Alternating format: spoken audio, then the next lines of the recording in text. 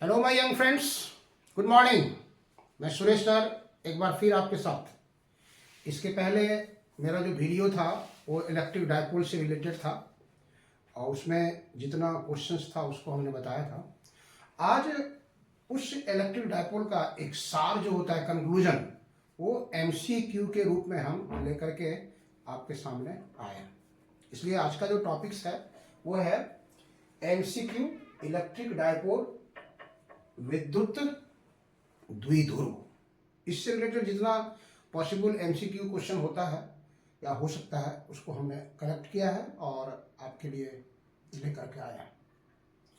पहला क्वेश्चन है, देखिए, विद्युत क्षेत्र की तीव्रता ई है। ई तीव्रता के विद्युत क्षेत्र में ई द्विध्रुव आघूर्ण वाले विद्युत द्विध्रुव पर लगने वाला बलाघूर्ण कितना होगा।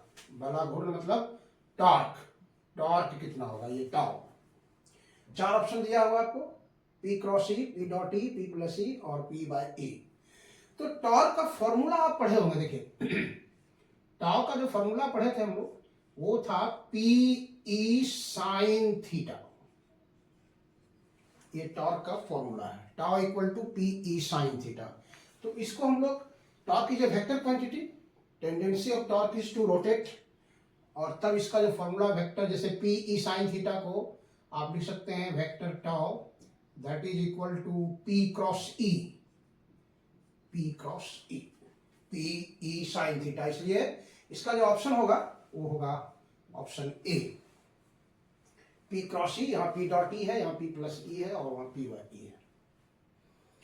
नेक्स्ट क्वेश्चन है, देखिए, यदि एक विद्युत द्विध्रुव की अक्षीय रेखा के किसी बिंदु पर विद्युत क्षेत्र की तीव्रता E1, एक्सियल लाइन के किसी पॉइंट पर इलेक्ट्रिक फील्ड इंटेंसिटी है E1 और उतनी ही दूरी पर निरक्षीय रेखा के किसी बिंदु पर E2 है। सेम डिस्टेंस, जितना एक्सियल लाइन में डिस्टेंस है उतना ही लाइन इक्वेटोरियल लाइन में है, उतना ही डिस्टेंस इक्वेटोरियल लाइन में है। और एक्सियल लाइन पर इलेक्ट्रिक फील्ड इंटेंसिटी है E1 और इक्वेटोरियल लाइन पर इलेक्ट्रिक फील्ड इंटेंसिटी है E2। तो कहता है कि इसमें से कौन सा रिलेशन सही है। कौन सा रिलेशन सही है, E1 बराबर 2E2 या फिर E2 बराबर 2E1 या फिर E1 is equal to E2 या फिर इसमें से कोई नहीं। तो आप याद कीजिए, यहां पर ये डायपोल था आपका -Q और +Q। ये एक्सियल लाइन था, यहां पर पॉइंट E1 है R डिस्टेंस पर, और इधर ही उतना ही डिस्टेंस पर यहां पे E2 है। तो E1 का फॉर्मूला आप पढ़े हैं, E1 का फॉर्मूला पढ़े हैं 1/4πε0 2p/r3 एक्सियल लाइन पर यहां पर।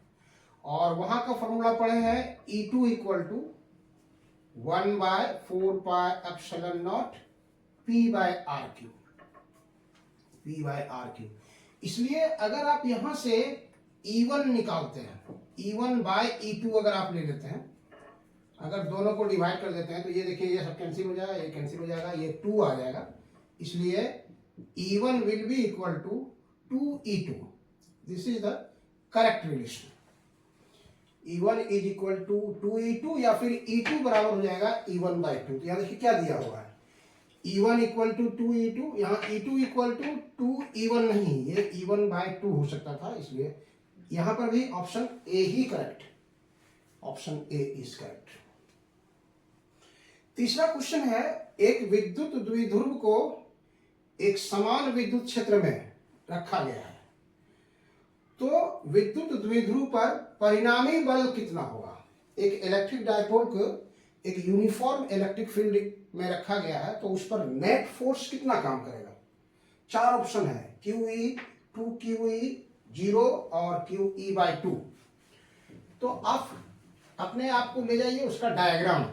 इलेक्ट्रिक डायपोल जब इलेक्ट्रिक फील्ड इंटेंसिटी E है जिसका, उसमें उसको रखा गया है, तो ये है इलेक्ट्रिक फील्ड इंटेंसिटी और ये है इलेक्ट्रिक डाइपोल, प्लस क्यू, यहां पर है माइनस क्यू। तो इधर जो फोर्स काम कर रहा है वो प्लस क्यू है, इधर जो फोर्स काम कर रहा है वो माइनस क्यू है। तो नेट फोर्स जो हो जाएगा दोनों का सम हो जाएगा, इधर का हो गया आपको प्लस क्यू ई और फिर इधर से जा रहा है ये माइनस क्यू ई, दोनों को कर देंगे यहां से, तो दिस इज जीरो। इसलिए एक इलेक्ट्रिक डायपोल को एक यूनिफॉर्म इलेक्ट्रिक फील्ड में रखा गया है, तो इलेक्ट्रिक डायपोल पर जो नेट फोर्स काम करेगा दैट इज जीरो, शून्य होगा।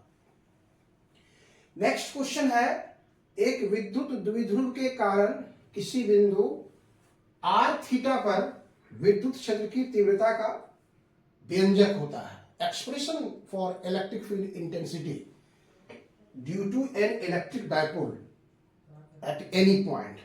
ये हुआ, इसके पहले वाला था एक्सियल, इक्वेटोरियल और at any point. At any point पर जो इलेक्ट्रिक फील्ड इंटेंसिटी होगा उसका ऑप्शन आप जानते हैं, 4 ऑप्शन होता है, मैं उसमें से ये ऑप्शन उसका सही है। 1/4πε0 P/R³ 1 + 3 cos square theta, this is formula, आप इसको रिकॉल करेंगे। नंबर 5 में आइए देखिए क्या कहता है। एक समान विद्युतीय क्षेत्र में स्वतंत्र रूप से निलंबित एक विद्युत द्विध्रुव की स्थितिज ऊर्जा का मान विद्युत क्षेत्र और विद्युत आघूर्ण के बीच के किस कोण पर महत्तम होगा। यहां देखिए विद्युत क्षेत्र इधर है और विद्युत द्विध्रुव आघूर्ण है, ये एंगल है थीटा, ये एंगल थीटा है वहां पर।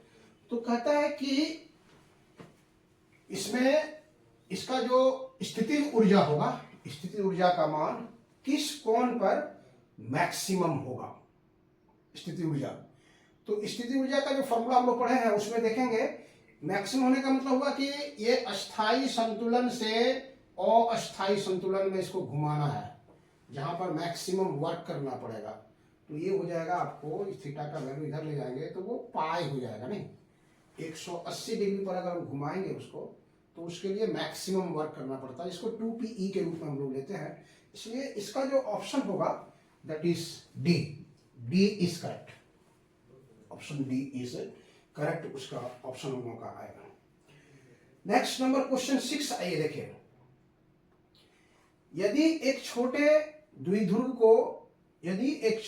द्विध्रुव के अक्ष पर केंद्र से r दूरी पर विद्युत क्षेत्र की तीव्रता E1 है, मतलब electric field intensity at A point on axial line at A distance r is E1 और R इज E1। तो E1 का जो फॉर्मूला आप लिख सकते हैं यहां से, E1 का जो फॉर्मूला है वो आप लिख सकते हैं यहां से 1/4πε0 2p/r³। और लंब समद्विभाजक रेखा पर 2r दूरी, मतलब लंब समद्विभाजक रेखा हो गया भाई परपेंडिकुलर लाइन, जिसको हम लोग इक्वेटोरियल लाइन कहते हैं, ब्रॉड साइड ऑन पोजीशन। तो उस पर जो है यहां पे ये इस पर इस तरह से ये यहां पर है, यहां पर E2 है, तो E2 का फॉर्मूला होता था E2 = 1/4πε0 P/r³, ये होता था। अभी हम लोग निकाले थे कि E2 विल बी E1/½ मतलब E2 will be E1/½ half distance पर, यहाँ आधा होगा यहां से देखिए, तो ये तो हाफ है ही यहाँ पर। E2 का वैल्यू तो आप देख रहे हैं यहाँ पे हाफ है ही, E2 का वैल्यू हाफ है ही, हाफ। और E1 पर जितना डिस्टेंस है उसका यहाँ पे 2r का दे रहा है, ये डिस्टेंस इज 2r। क्या देखिए डिस्टेंस कितना है 2r, तो 2r है तो 2r का क्यूब करेंगे आप, 2r का क्यूब करेंगे तो ये हाफ हो जाएगा और ये 1/8 हो जाएगा, मतलब ये 1/16 हो जाएगा। तो E2 will be equal to E1/16। अब यहां देखिए ऑप्शन क्या क्या है, E2 is -E1/8, E2 is -E1/16, E2 is E1/2, E2 is E1/4। तो ये समाप्त हो गया, ये समाप्त हो गया, ये समाप्त हो गया, ये 16। यहाँ पर देखना नेगेटिव आपको बता रहा है, तो नेगेटिव हम लोग देख रहे थे एक्सियल लाइन में इलेक्ट्रिक फील्ड इधर होता था और इक्वेटोरियल लाइन में इलेक्ट्रिक फील्ड इधर होता है, इसलिए ये इधर है, इसका डायरेक्शन इधर है, इसका डायरेक्शन इधर है, ऑपोजिट है एक दूसरे का, इसलिए इसका ऑप्शन हो जाएगा आपको बी। बी ऑप्शन हो जाएगा, मतलब this is -E1/60 minus. Next question है नंबर 7। विद्युत क्षेत्र में विद्युत द्विध्रुव को थीटा कोण से घुमाने में किया गया कार्य कितना होगा? वर्क डन इन डिफ्लेक्टिंग या in rotating A dipole in uniform electric field at an angle theta. तो इलेक्ट्रिक डायपोल को जब हम घुमाएंगे तो कहां से घुमाएंगे? तो उसका स्टेबल इक्विलिब्रियम पोजीशन जो होता है, स्टेबल इक्विलिब्रियम पोजीशन मतलब इलेक्ट्रिक डायपोल को घुमाने में जो किया गया कार्य का फॉर्मूला होता है वो तो आप जानते हैं, W = PE cos θ1 minus cos θ2, ये इसका फॉर्मूला होता है। आपको इसको घुमाना है स्टेबल इक्विलिब्रियम पोजीशन, मतलब θ1 बराबर 0, θ1 = 0 से किसी सर्टेन एंगल पर ले जाना है, थीटा पर ले जाना है, तो ये W बराबर फॉर्मूला हो जाएगा आपका PE cos 0 minus cos theta, और यू नो cos 0 इज 1, इसलिए 1 माइनस cos थीटा। ये फॉर्मूला हो जाएगा आपको वर्क डन का। तो you have to select where it is A पर इसका ऑप्शन जाएगा। क्वेश्चन नंबर 8 है, देखिए +5 माइक्रोकूलम और -5 माइक्रोकूलम के दो बिंदु आवेश एक दूसरे से 1 मिलीमीटर की दूरी पर स्थित है। तो इस द्विध्रुव का आघूर्ण क्या होगा? Dipole moment. डायपोल मोमेंट का फॉर्मूला बोलिए, याद है? फॉर्मूला को आपको याद रखना होगा। डायपोल मोमेंट का फॉर्मूला होता है P = Q × 2L।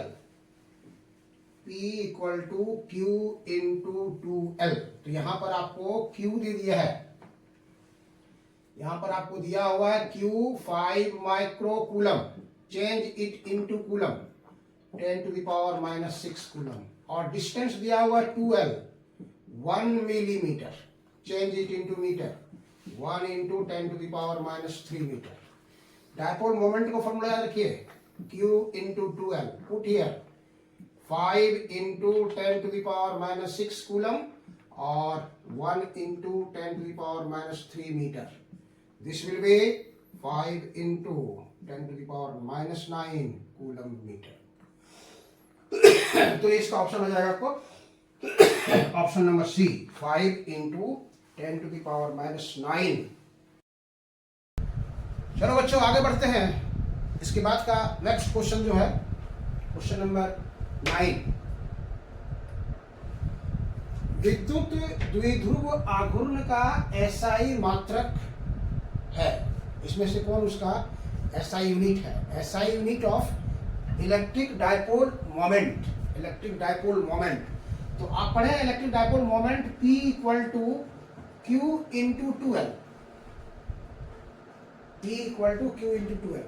विद्युत द्विध्रुव आघूर्ण का SI मात्रक, SI unit of electric dipole moment Q × 2L। तो Q का क्या हो गया? कूलम, और 2L का क्या हो गया? मीटर, इसलिए कूलम्ब मीटर इसका ऐसा यूनिट हो गया, coulomb metre. Coulomb metre option C, coulomb metre option C. विद्युत द्विध्रुव आघूर्ण की बीमा होगी, इसमें डायमेंशन,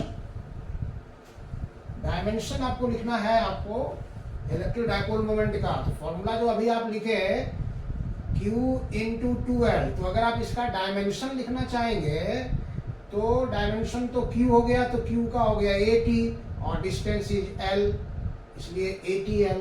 इसके अतिरिक्त अगर कोई क्वांटिटी रहेगा तो उसका 0 हो जाएगा।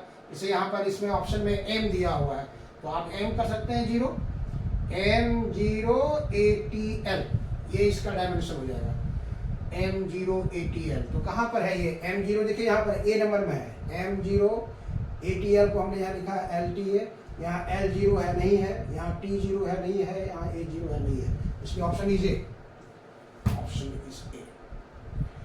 क्वेश्चन नंबर 11 देखिए, एक विद्युत द्विध्रुव के अक्षीय रेखा के किसी बिंदु पर विद्युत क्षेत्र की तीव्रता E है।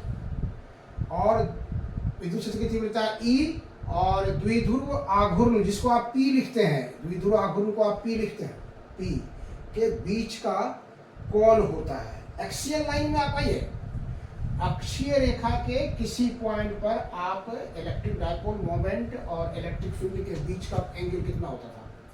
ये था आपका minus Q, this is plus Q. ये एक्सियल लाइन पर कोई पॉइंट है पी, यहां से आर डिस्टेंस पर कोई पॉइंट पी ले लीजिए। यहाँ पर जो नेट इलेक्ट्रिक फील्ड होता था वो इधर ही होता है, और इलेक्ट्रिक डायपोल मोमेंट भी इधर ही है। दोनों सेम डायरेक्शन में है, दोनों सेम डायरेक्शन में है।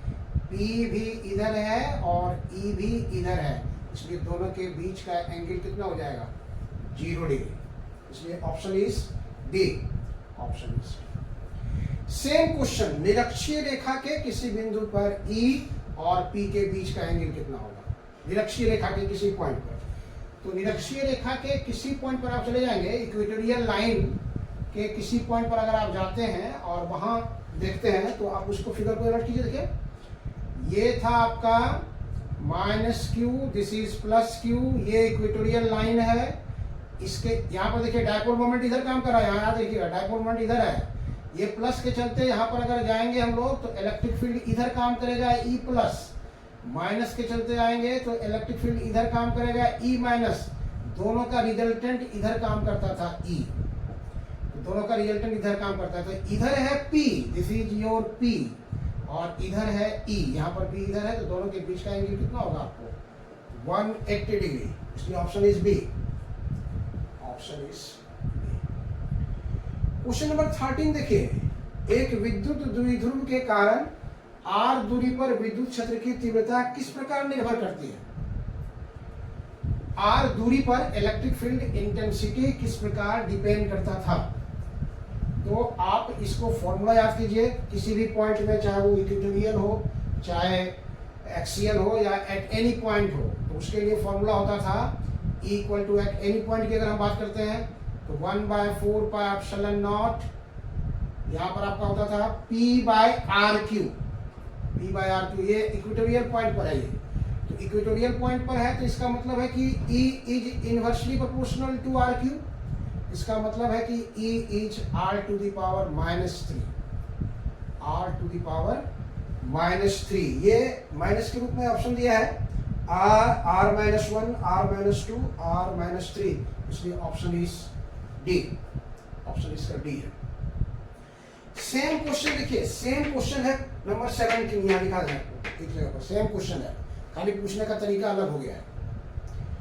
यहाँ r के पावर माइनस में दिया है और यहाँ पर इनवर्सली प्रोपोर्शनल दिया है, या डायरेक्टली प्रोपोर्शनल कर सकते हैं। एक विद्युत द्विध्रुव के कारण r दूरी पर विद्युत क्षेत्र की तीव्रता E समानुपाती होता है। तो यहाँ देखिए आप, ये समानुपाती हो रहा है, आप देख रहे हैं आप, E प्रोपोर्शनल टू 1/RQ, इसलिए इसका आंसर कौन सा हो जाएगा? सी हो जाएगा, ऑप्शन नंबर सी हो जाएगा 17 का। आइए क्वेश्चन नंबर 14 देखिए।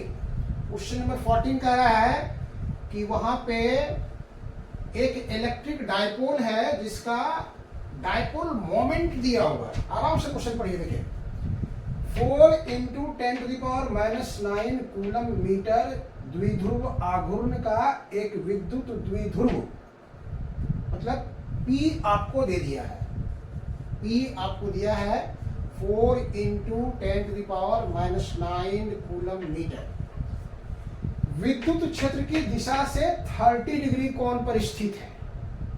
एंगल भी यहां आपको दे दिया है, एंगल इज 30 डिग्री, जिसका मान 5 × 10⁴ न्यूटन पर कूलम है। ये इलेक्ट्रिक फील्ड का जो मैग्नीट्यूड है वो आपको यहाँ दे दिया है 5 × 10⁴ न्यूटन पर कूलम। तो विद्युत द्विध्रुव पर लगने वाला बलाघूर्ण होगा, what will be the electric dipole, sorry what will be the torque, torque कितना होगा वो आपको निकालना है। एक इलेक्ट्रिक डायपोल है जिसका डायपोल मोमेंट दिया हुआ है, एंगल दिया हुआ है दोनों के बीच का, और इलेक्ट्रिक फील्ड इंटेंसिटी का मैग्नीट्यूड दिया हुआ है। तो आपको निकालना है इलेक्ट्रिक डायपोल, सॉरी टॉर्क कितना होगा। तो टॉर्क का फॉर्मूला आप जानते थे, PE sin थीटा, P E sine theta, P का वैल्यू यहाँ पुट कर दीजिए 4 into 10 to the power minus 9, E का वैल्यू पुट कर दीजिए 5 इंटू 10 टू द पावर 4, और यहाँ लिख दीजिए साइन 30, साइन 30 यहाँ पुट कर दीजिए इसको, साइन 30 का वैल्यू पुट करके हम लोग इसको निकाल देंगे। कितना आएगा यहाँ से देखिए 5 इंटू 4 20, और ये हो गया 10 to the power minus 9 plus 4 तो माइनस 5, और साइन 30 इज हाफ, यहाँ से ये कैंसिल हो गया 10 हो गया तो 1 इंटू 10 टू द पावर 1 और minus 4 that is sorry minus 5, minus 4 आ गया, ये हो जाएगा newton into metre. This is option. कहाँ है, सेलेक्ट कीजिए इसको। 1 into 10 to the power minus 4 newton per metre, 1 into 10 to the power minus 4 newton per metre. यहाँ पर देखिए सॉरी, इसको आप यहाँ पर हम प्लस कर देते हैं इसको, 1 into 10 to the power 4 newton metre है और 1 into 10 to the power minus 4 newton metre है, इसलिए ये इसका ऑप्शन, ये इसका ऑप्शन। क्वेश्चन नंबर 50 में आइए देखिए, हाइड्रोजन परमाणु में प्रोटॉन और इलेक्ट्रॉन के बीच की दूरी दिया हुआ है, तो इसके विद्युत द्विध्रुव आघूर्ण का मान कितना होगा। सेम क्वेश्चन है, ये सेम क्वेश्चन है।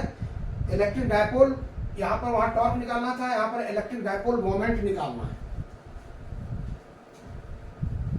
हाइड्रोजन परमाणु में प्रोटॉन और इलेक्ट्रॉन, जितना प्रोटॉन पर चार्ज होता है उतना ही इलेक्ट्रॉन पर भी चार्ज होगा, इसलिए वो इलेक्ट्रिक डायपोल की संरचना करता है। तो वहां पर आप प्रोटॉन और इलेक्ट्रॉन पर जो चार्ज होता है आप जानते हैं 1.6 into 10 to the power minus 19 coulomb. दोनों के बीच का डिस्टेंस दे दिया है आपको, मतलब 2L दिया हुआ है, 2L दिया हुआ है, that is 5.29 10 to the power minus 11 metre है। तो इलेक्ट्रिक डायपोल मोमेंट निकालना है, P equal to Q into 2L। Put कर दीजिए सबका वैल्यू, पुट कर दीजिए। Q हो गया 1.6 into 10 to the power minus 19, और this is 5.29 into 10 to the power minus 11। इसको आप पूरा सोल्व कर दीजिए। पूरा सोल्व करने के बाद जो वैल्यू आएगा वो आप इसको मल्टीप्लाई कर देंगे, तो दैट इज इक्वल टू 8.464, 8.464 और 10 टू द पावर 90 और 11 दैट इज -30 कूलम मीटर। ये इसका आंसर आएगा, और ऑप्शन है आपका ए नंबर में ऑप्शन है, that is option number A.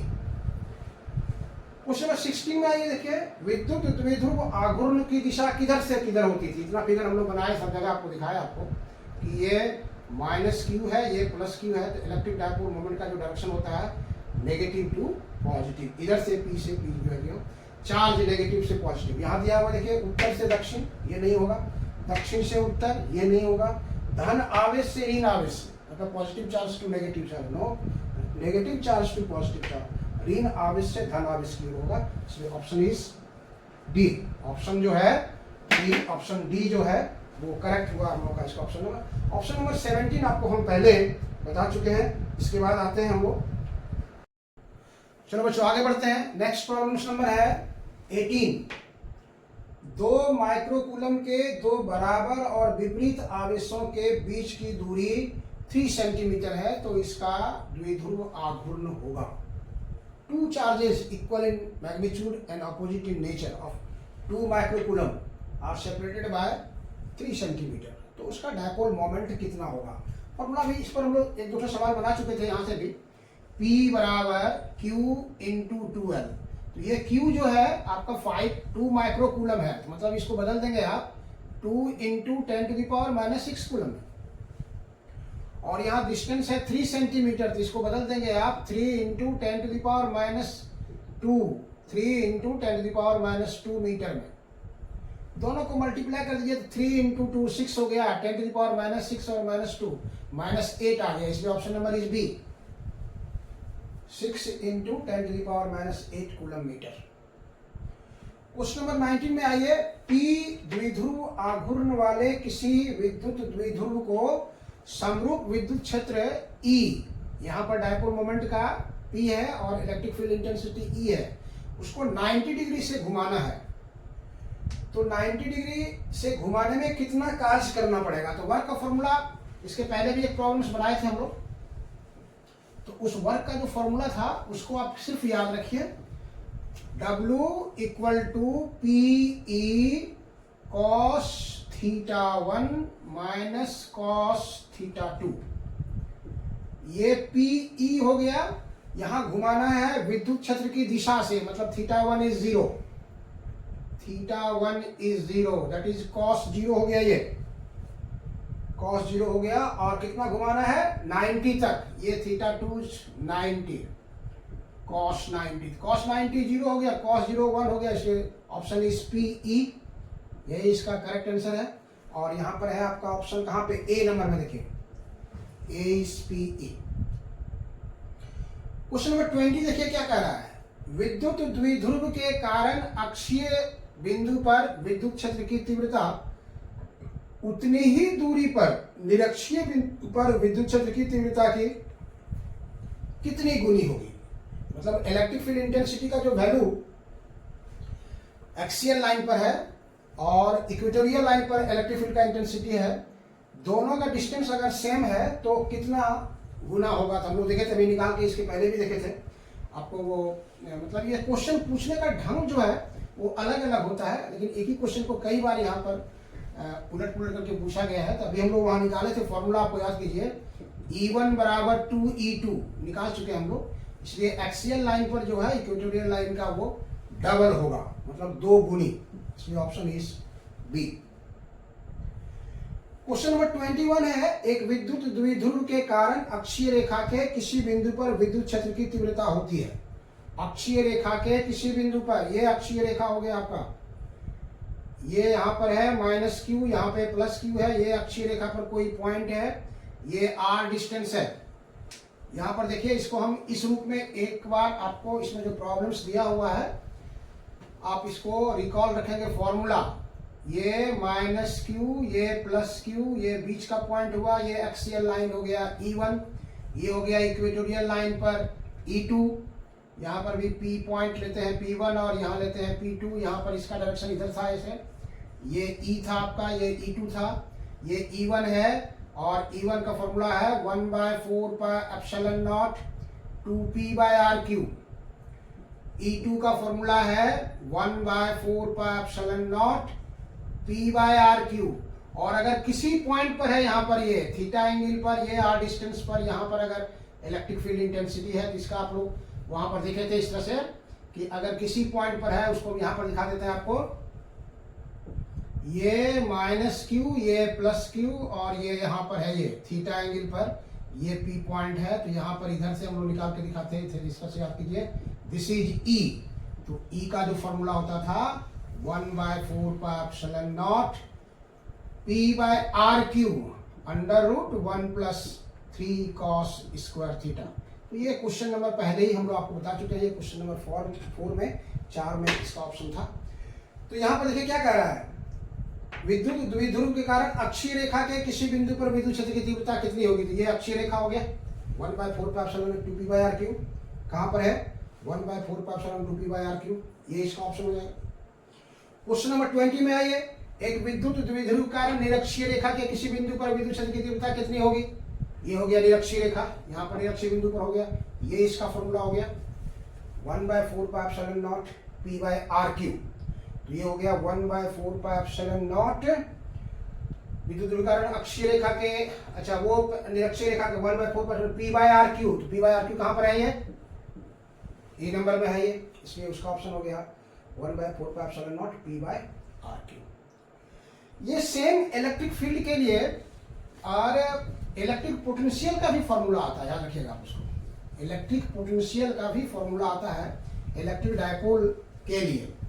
तो इलेक्ट्रिक डायपोल के चलते अगर यहाँ पे माइनस क्यू है और यहाँ प्लस क्यू है, और किसी पॉइंट पर अगर आप इलेक्ट्रिक पोटेंशियल का फॉर्मूला निकालते हैं, तो पोटेंशियल का फॉर्मूला होता है 1/4πε0 p cos theta, p cos θ/r²।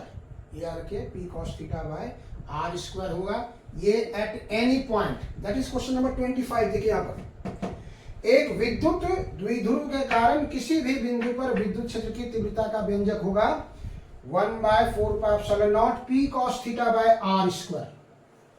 ये ऑप्शन नंबर डी हो गया।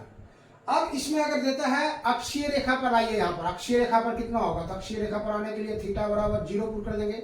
तो ये 0 अगर पुट कर देते हैं तो cos 0 1 हो जाएगा। तो अक्षीय रेखा का अगर क्वेश्चन आता है तो 1/4πε0 P/r²। आइए देखिए क्वेश्चन नंबर 23। एक विद्युत द्विध्रुव के कारण अक्षीय रेखा के किसी बिंदु पर विद्युत विभव का मान कितना होगा, तो 1/4πε0 P/r²।